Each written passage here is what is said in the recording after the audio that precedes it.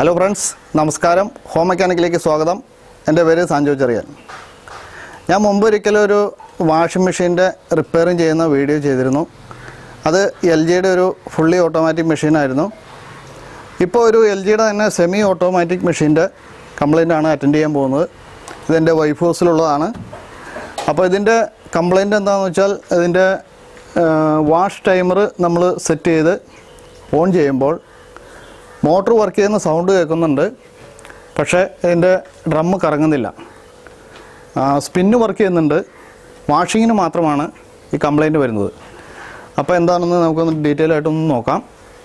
അപ്പോൾ നമുക്ക് വീഡിയോയിലേക്ക് കിടക്കാം.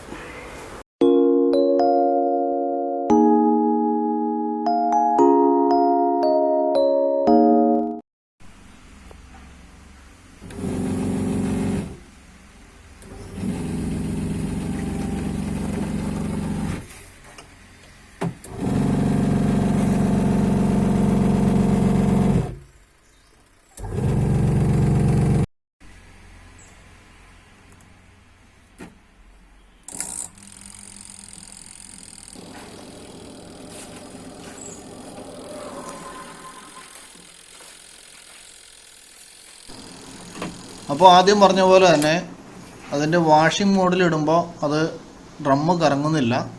പക്ഷേ സ്പിന്നിങ് മോഡിലിടുമ്പോൾ കറക്റ്റായിട്ട് വർക്ക് ചെയ്യുന്നുണ്ട്.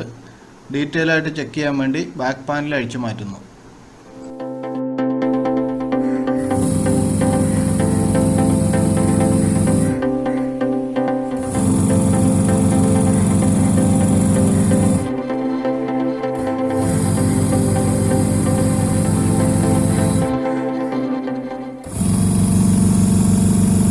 ഇപ്പോൾ നമ്മുടെ കംപ്ലയിൻറ്റ് ഒന്നും കൂടെ വ്യക്തമായിട്ടുണ്ട്.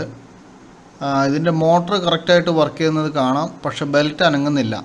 ബെൽറ്റ് ബന്ധിപ്പിച്ചിരിക്കുന്ന ഗിയർ ബോക്സ് സ്റ്റക്കായതാണ് അതിൻ്റെ പ്രശ്നം.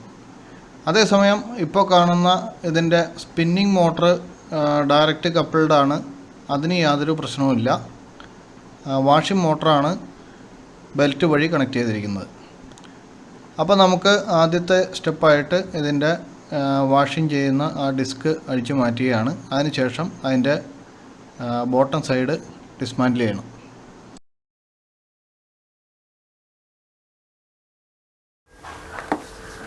അപ്പോൾ ഇതിൻ്റെ ഗിയർ ബോക്സ് സ്റ്റക്കായിട്ടിരിക്കുകയാണ്.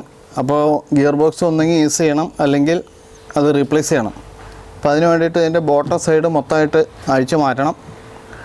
അതിനുശേഷം നമുക്ക് വീണ്ടും നോക്കാം.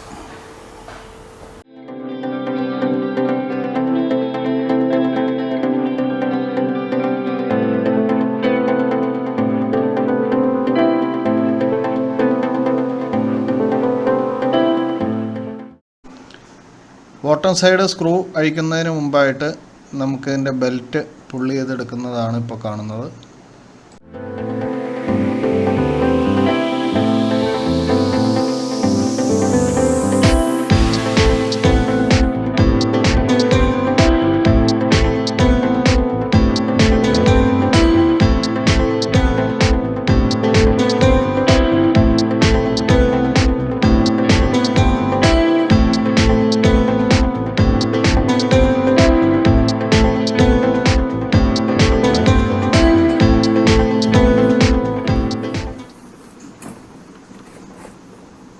ഈ പോർഷൻ മുഴുവനായിട്ട് ഡിറ്റാച്ച് ചെയ്ത് മാറ്റുന്നില്ല. നമുക്ക് ഗിയർ ബോക്സ് അഴിച്ചെടുക്കാനുള്ള സ്ക്രൂ അഴിച്ചെടുക്കാനുള്ള സൗകര്യത്തിന് കുറച്ച് ഭാഗം മാത്രം ലൂസ് ചെയ്ത് വച്ചിരിക്കുകയാണ്.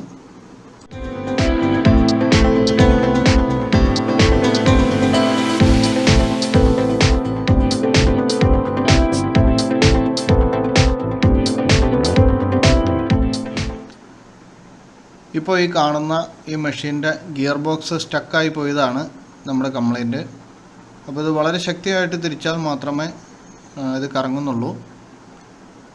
അപ്പോൾ നമുക്ക് ഇത് അഴിച്ചെടുത്ത് ഇത് കുറച്ച് ഗ്രീസൊക്കെ കൊടുത്ത് ഇത് ഫ്രീ ആക്കി എടുക്കാൻ പറ്റുമോ എന്ന് നോക്കാം. അതല്ലെങ്കിൽ നമുക്കിത് പുതിയത് വാങ്ങി റീപ്ലേസ് ചെയ്യേണ്ടി വരും. അപ്പോൾ നമ്മളിതിൻ്റെ ഗിയർ ബോക്സ് ഡിസ്മാൻറ്റിൽ ചെയ്തിരിക്കുകയാണ്. അപ്പോൾ ഇതിനകത്ത് നമുക്ക് ഇതിൻ്റെ ഗിയറുകൾ കാണാം. ഇത് തിരിക്കുമ്പോൾ ഇത് കറങ്ങുന്നതായിട്ട് കാണാം. അപ്പോൾ ഇതിൻ്റെ ഗിയറുകളൊക്കെ പ്ലാസ്റ്റിക്കിൻ്റെ ഗിയറുകളാണ്. അപ്പോൾ നമ്മളിത് ലൂബ്രിക്കേഷൻ ചെയ്യാൻ വേണ്ടി കൊടുത്തിരിക്കുന്ന ഒരു കോമ്പൗണ്ട് ഉണ്ട്. അപ്പോൾ അത് ഗ്രീസ് പോലെയുള്ളൊരു സാധനമാണ്. അപ്പോൾ അത് കുറഞ്ഞ് കട്ടിയായിട്ടാണെന്ന് തോന്നുന്നു ഇത് സ്റ്റക്കായത്. അപ്പോൾ എന്തായാലും നമുക്കിത് വൃത്തിയായിട്ട് ക്ലീൻ ചെയ്തിട്ട് പുതിയ ഗ്രീസ് ഇട്ട് കൊടുത്ത് നോക്കാം.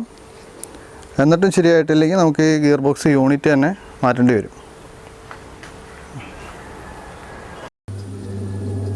അപ്പോൾ നമ്മൾ ഈ ഗിയർ ബോക്സിൻ്റെ അകത്ത് അഴിച്ച് മണ്ണെണ്ണ ഒഴിച്ച് അതൊന്ന് ക്ലീൻ ചെയ്തു. അതിനുശേഷം ഓയിലൊക്കെ ഇട്ടൊന്ന് സ്മൂത്താക്കിയിട്ടുണ്ട്.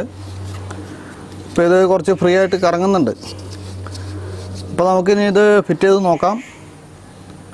എന്നിട്ട് ഇനി ഇത് ഇപ്പോൾ തൽക്കാലം വർക്ക് ചെയ്യും എന്നാണ് എനിക്ക് തോന്നുന്നത്. അപ്പോൾ വർക്ക് ചെയ്തില്ലെങ്കിലോ അല്ലെങ്കിൽ ഇനിയിപ്പോൾ നെക്സ്റ്റ് ടൈം ഇതേപോലെ കംപ്ലൈൻറ്റ് വരുമ്പോൾ ഇതേപോലൊരു ഗിയർ ബോക്സ് നമുക്ക് വാങ്ങി റീപ്ലേസ് ചെയ്യേണ്ടതായിട്ടുണ്ട്. അപ്പോൾ അത് നമുക്ക് ഓൺലൈനിൽ കിട്ടും. അതല്ലെങ്കിൽ ഇതിൻ്റെയൊക്കെ സ്പെയർ പാർട്സ് കിട്ടുന്ന കടകളിൽ അന്വേഷിച്ചാലും കിട്ടും. ആ ഒരു കംപ്ലൈൻറ്റ് മാത്രമാണ് ഇതിനുള്ളൂ.